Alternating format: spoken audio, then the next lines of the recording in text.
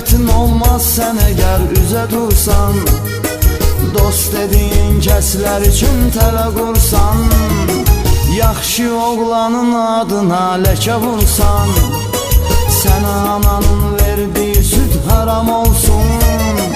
Yaxşı insanın adına ləkə vursan, sənə ananın verdiyi süd haram olsun.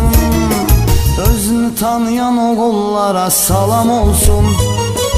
Adam gərək özünü tanıyan adam olsun. Özünü tanıyan oğullara salam olsun. Adam gərək özünü tanıyan adam olsun.